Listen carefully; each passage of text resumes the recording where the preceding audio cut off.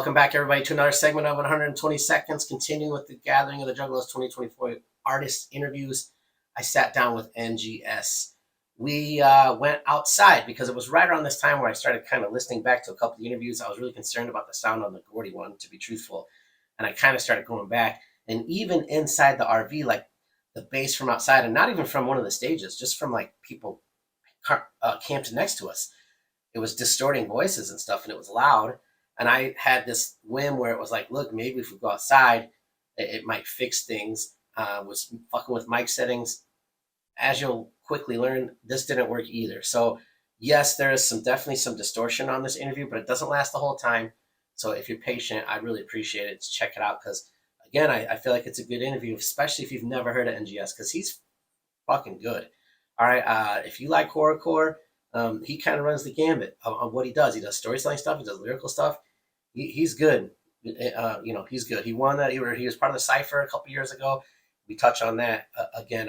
I reviewed his St. Ain't Street album a few months ago, and I gave it a very favorable review, which, as you probably know by now, if you've watched my videos, I don't do that lightly. So NGS is dope. Check out this interview that we did, all thanks to him and to every artist that sat down with me. I know I told him in person, but I'll certainly tell him again now. So again, thanks for checking these out, everybody. I'll keep posting them. All right, welcome back, everybody, to another segment of 120 Seconds. As always, I am Stockwell here at the Gathering, day 3. Kind of a slow morning here. I don't know about you, but I'm just kind of recovering a little bit from last night. But yeah, late night and kind of a slow morning, kind of cloudy. It's a little bit tamer over here. But anyway, I'm sitting with NGS. Hey, what up? What up? From Wisconsin. And so with my 120-second interviews, I've never interviewed before. We start with explain yourself to someone who has never heard of you in roughly 120 seconds. I got you. What up? My name is NGS. I make hip-hop and I eat people. I call myself, I'm the next gen sickness. I'm your faithful no good sinner. I'm Mr. Never Gonna Stop because I'm NGS for life. And that's the hype little flavor I gotta tell people. I do the wicked shit. I come from Madison, Wisconsin, and I like horror movies. I like fucking just doing crazy, bizarre, weird shit. Come check me out. I like to try to put on a good ass show for people, and yeah, I love doing hip hop, and I love branching out to try all other sorts of shit too. I make hip hop and eat people. That's what I like to tell people. Wisco cannibal shit. You know what I mean? All right. Yeah, I mean that works. They all work. Yeah, so yeah, right. yeah. It was. I'm a totally unscripted question here, but were you like a theater kid or something? No. Okay, no, you just kind of got that vibe to you. Yeah. Because it's my daughters that are. So like, that was very much just something my daughter would. Well, I'll tell you who I am. Yeah. The right. more and more I think about it, I'm like, I totally would have been a theater kid if I just like had like I was like too shy to like do all that stuff on stage, which is funny to say now. Right.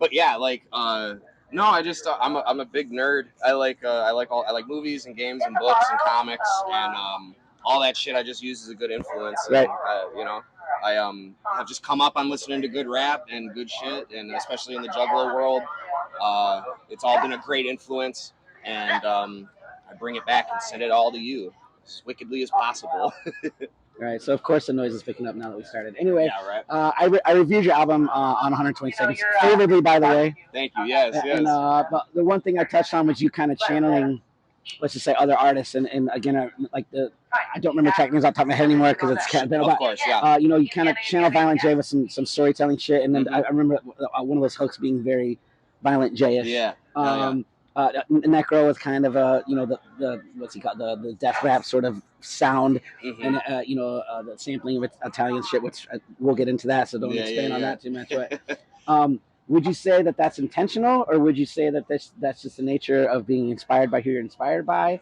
or is it just what comes out and that's what like, you know what I mean? Like, yeah, I think it does lean more towards the latter half of that, where it's just like I just grew up listening to all this shit, and it's like I'm not necessarily trying to emulate or go for a certain thing. Okay, right. This is just what's coming out. Right. This is what, like, I sit down, I hear a beat, and if I really fuck with it, and then whatever comes up, that's what I do. I've definitely been influenced, obviously, by ICP. Right. Dark Lotus, especially, is always like my favorite thing because it had that.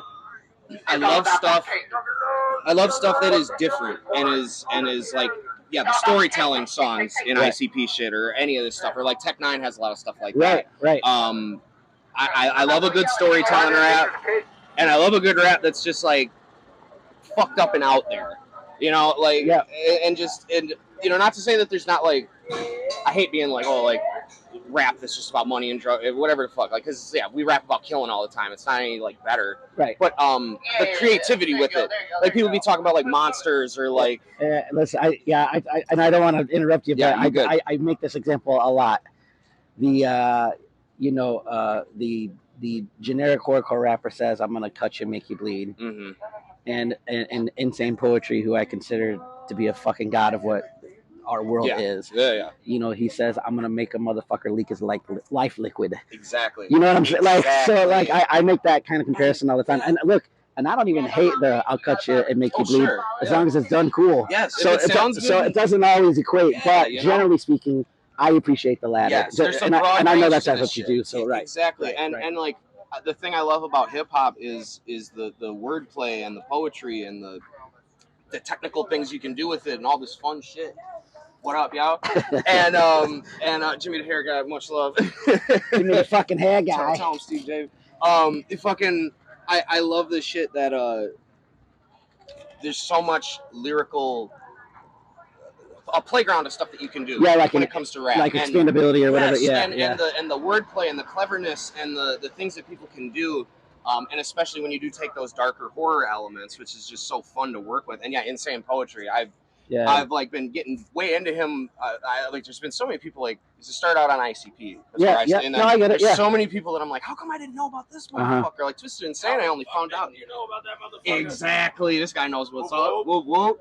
How did I not know about this guy or that guy? And then when you get into him, I'm like, this is fuck yeah. I love finding a new vein of like horrorcore to dig into. And like, I've done a couple shows with Twisted Insane since then, and he really jives with my shit. And that means so much to me that like an OG originator of this shit has been doing it since the 90s. And he fucks with my stuff. He's like, hey man, I liked your music, or just like, you know, it's always love when I see him. Like that shit means so much to me. Must be doing something right. No, and again, I'm in very much the same boat.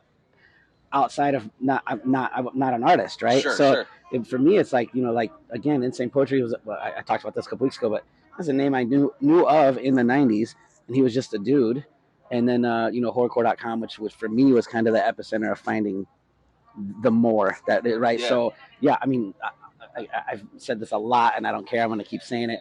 The Gangsta Nip. That for me, that's where this whole wicked shit started. Right. But I didn't know that was like I didn't realize it was going to turn into a whole thing. Right. Yeah. But so it was, you know, Gangsta Nip, and then you know, obviously finding ICP, and then Isham, and then, you know, it's kind of just those two for a good while. Obviously Nodis, Mastermind, you know, kind of that slew. But then once I found like Bedlam, Simpkin Heights, you know, and then which led me to horrorcore.com, and then that's where it was like, oh my God, there's like hundreds of people that do this shit. Yeah. And man. So and it's again, sitting down with people here this week, especially artists, and it really seems to be that a lot of us come from that same world where we're like continuing to try and reach out and find something new or different. And like you just said, you're from Madison. I'm from the Quad Cities, man. We're like 2 hours apart. Yeah, shit. And I didn't know who you were until 2 years ago, right? Yeah, so right. Exactly. And then, you know, I the Wicked Wisco guys.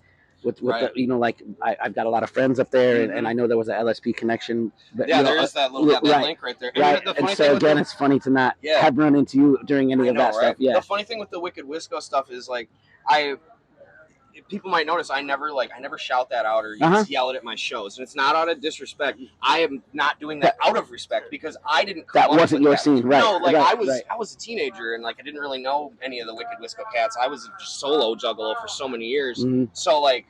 All love the Wicked Wisco, but like I never yelled that because I would feel fake claiming that shit, you know, being like, oh yeah, Wicked Wisco. I'm like, I wasn't there during the heyday of it, the golden age and shit with like Gino and all that. Right. Like, I'm not the guy to go up there because I didn't know him. Right. To be like, oh yeah, try to get some like, yo, rest in peace, Gino. I'm like, yes. Right. But I'm not going to go up there and front like I knew the cat because that's just disrespectful. Correct. I only vaguely knew him as well. Exactly. Right. But meanwhile, Liquid Assassin, I do know very well, and you know, and they were good friends. Yeah. So I saw that affect him. You know what I'm saying? Like, and not just him. We keep going. Oh, for sure. But you know, and I do know Damien now, but when he was Dark Half, not really. I mean, again, I knew who he was. We met in passing more than once. And I've talked to a lot of cats that knew him. Right, and at one point, Damien was hyping for King Gordy. Mm-hmm. You know, and again, this is like, I don't know, 08, maybe some time frame. So it's been a while, right? And so it was just kind of interesting how we're constantly maybe striving to find something new or something, and then we had these weird connections that weren't exactly in line, so that's why we didn't know each other.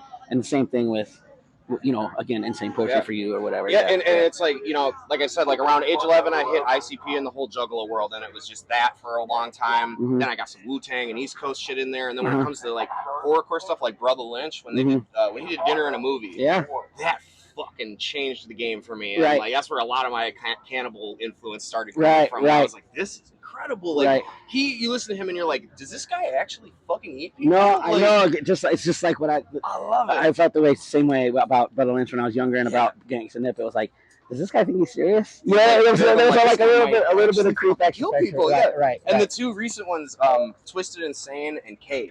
Okay. And I know they've been doing shit forever, but like I only like found out about them like around 2019. Okay, yeah, I get it. And then those two have been, you know, I'm so excited to see Twisted Insane Yeah, tonight. You know, too. It's so he does all the fast shit of Tech Nine and like the wicked shit of like Brother Lynch combined. Right. So have you seen him live?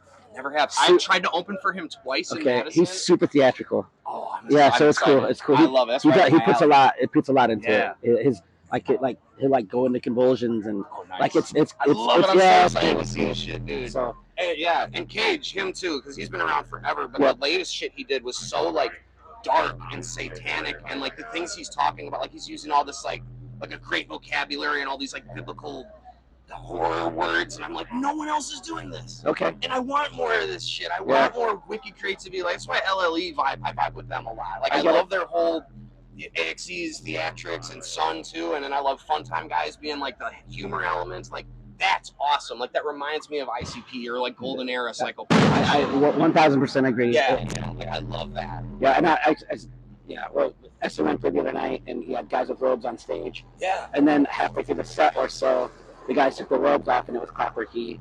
And that's the shit. And I was with a friend of mine, and I kind of said like, this is gonna go over bad on Fatal Lovers, but I said, do you remember when Psychopaths used to do fun shit like that?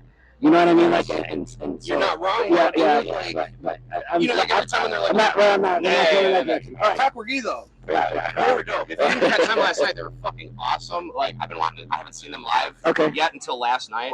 Fucking soul. Those and they did some shit. It was probably the hardest I've laughed the whole fucking gathering. Like that show is incredible. All right, so we'll get back on the actual topic because I think that we could probably end up doing this for 2 hours. I'm a rambler. I'm sorry. No, me too. Right. But to kind of go back to the album, the song "Jallo Jallo Jallo." Yes. I think that I spiced it. That was my favorite track. If I'm not, I'm remembering it now as it being like I'm remembering it now as the most memorable track. So hell yeah, it's probably my favorite track. Hell yeah, I'm glad. So it's only fitting that we talk Italian horror. Yeah. So we'll start with favorite, Giallo or Italian horror director. Oh Christ! Hit me with names off the top, man. See, like over the last year or two, like I've been on Shudder, and like they'll just have like Giallo movies just playing. Correct. So I was just watching a shit ton of them. I can't remember names of directors off the top of my head. But there's this one where there's like all these ladies up in this tower in this big like little chateau, and they're all hanging out, and then all of a sudden this guy just comes up and just starts dismembering everybody, and I was like, what the fuck is going on, man? Right. But like, yeah, there's that whole vibe of Giallo movies where it's just that straight up just. It's a slasher, but it has to be like he's wearing the gloves, right? He's got the mask. He's going for eyeballs. I know. And sometimes like the people could get away like crazy easy. Yeah. But it's not like for some reason it's just not an option to do it. Like it's or like there's like that's like non-linear and people are like it's cinematography and it's like no, like I'm trying to think of something specific about like an opera where it's like she can just get up. Yeah. It's got like a B movie cheese to it, right? But it's like also really good, and then like you gotta love like the dubbing. They just like all the sexy Italian people just like having sex or just like being attractive. Yeah. And you see crazy shit like there's this movie where this dude like tapes a bunch of needles to this chick's eyelids. That's opera. That. I'm like, what the fuck am I watching? This is crazy. And he's just like dismembering someone in front of her. Like it's fucking wild shit. And like for a summer, I had the word Jalo just stuck in my head, so I kept being like Jalo, Jalo, Jalo, because it just felt fun to say. And then I'm like, oh shit, I had this bouncy ass track to it, and I was like, yeah, let's do this. Okay, all right, that's funny. The Juggalo Cipher, which you were featured on, Yes, sir. which there's some Two of them. There's some Ben Stockwell history in that as well, so that I'll tie them together here. But I actually don't know how that came about. The cipher? Yeah, so I will just tell you my story quickly. Yeah.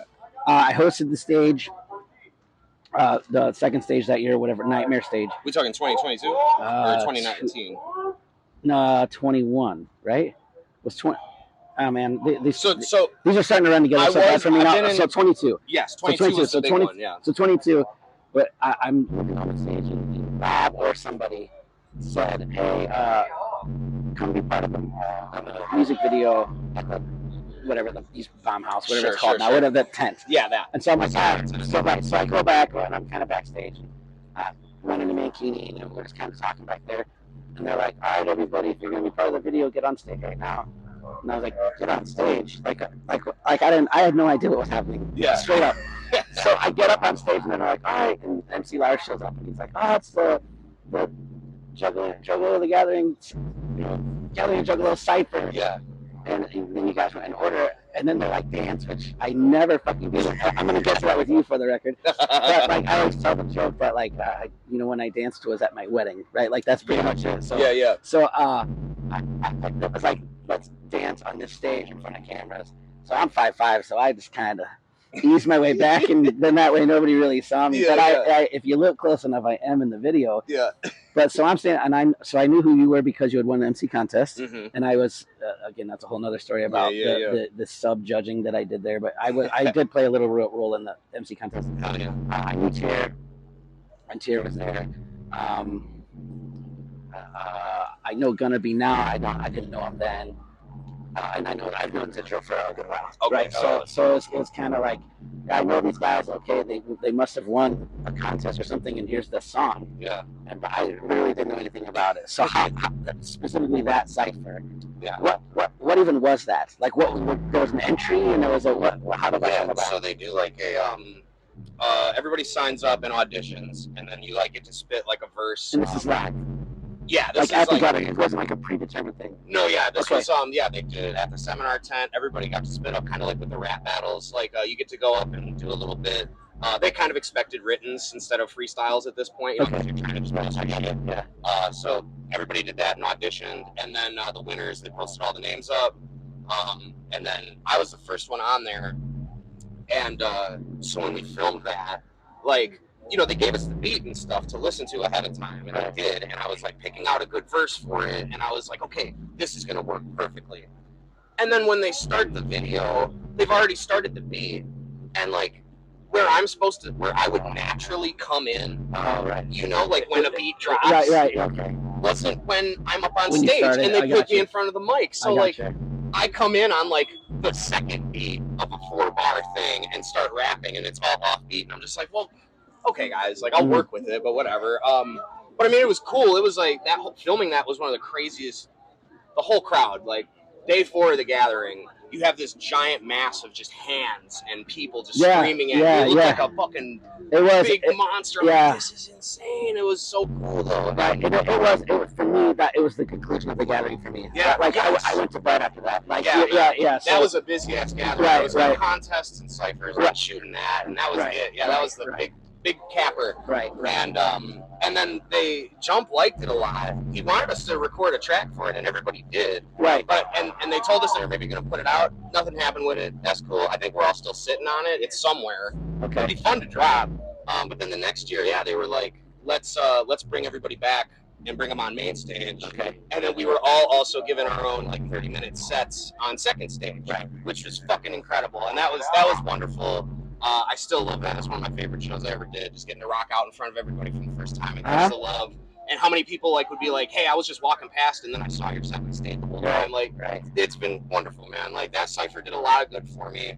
And I've just been luckily like riding that shit since then. I'm very fortunate to have been in that shit. Okay, so I mean, you just kind of did it in order where I was kind of going to go with the entry and then the video shoot, recording track, and then the video shoot. and then the live stage, the main stage. Main stage, man. And Second stage was like second stage, I was proud of because it was my whole own half hour of shit. And I was so glad to do that. Main stage. Yeah. We got to rock main stage. And it went on right after Ritz. Yep. We were standing off to the side and shit. Dude, hearing the entire, like, a big crowd. Full, like that whole audience was full, and they're just shouting fam. Like, that was incredible to hear all from them. Like, that was a real crazy experience. Right, yeah. So it's bucket list shit. Right? Yeah. That was so. Yeah, playing main stage was pretty fucking fun, and we got something pretty memorable out of that shit too. So, and then obviously the dance memes that showed up from the stage performance. I had to bring it up. Oh shit, my bad. Sorry. Yeah, the dance memes, man. That shit. So was it Meme King that started it? Or did he just kind of ran with it? You know something? I honestly like. I love the Meme King shit. Yeah, no, I do so too. honored to be memed by him. I do too. I think like I really just saw a picture someone had taken of me, and I was like, I looked so fucking goofy doing that little dance. I was like, I have to share this because I can't dance for shit.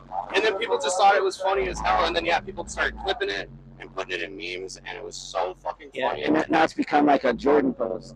Yeah, man. Yeah, I figured you'd have something. This is not planned. I just knew you'd probably know it. Have some stickers, homie. There you go. Yeah. I always tell people, I'm like, put them somewhere funny. Right. Just make sure you put one somewhere funny. Because, like, one of my homies sent me some random picture. He just, like, photoshopped a little one somewhere. And I'm just like, I was like, okay, now I need to make stickers of these. Right. And just have people slap them all over the fucking place. All right. So, again, so St. Anne Street, right, was the album, which is pretty recent. Yeah. Within the past couple months here, right?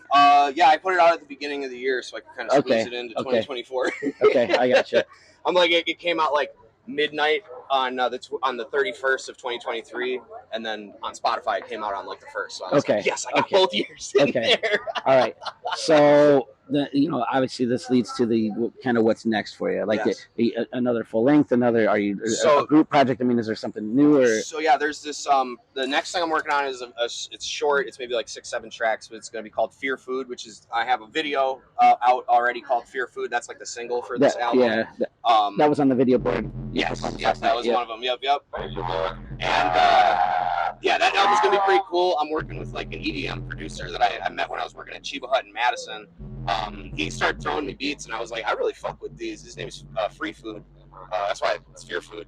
Gotcha. And so he handed me a good handful of shit. I played another new song off of it last night. But that's gonna be. It's pretty much all written. I have like one last thing to write, and then I gotta record it and get it all mixed. But yeah, Fear Food. Okay, so that's the next shit. Time frame? You have one or? I really don't know. I would love to say, hey, by the end of the year, but I know me, like, I don't know if that'll happen. I would love it if it did. You always want to shoot for like Halloween type shit. Gotcha. I think I said that last time. I was like, yeah, St. Anne Street coming out Halloween. And that was January 1st. And then it was the first of the year. So yeah. All right. And soon. To kind of close out, we'll just kind of plug the socials or how everybody can find more about you. I mean, what do you got? So anywhere that you can type NGS for LIF, you can fucking find me. Facebook, Instagram, SoundCloud, fucking PlayStation, Xbox. I do Juggalo Fortnite with the Underground Pulse podcast. That's pretty fun. Wherever, man. PayPal, Cash App, Venmo. You want to send me some money? NGS for life. It'll all take you there, man. With no E. Yeah, right? Never an E on the NGS for live. NGS for live. Yeah. All right. So I appreciate your time, man. Absolutely. Thank you very much. Thank you so much, man. Again, everybody, if you're still watching this at this point, I thank you like a motherfucker. Thanks for checking us out, guys. Until next time. All right. I appreciate that, man. Absolutely. Thank you so much, man. They gonna love us for life.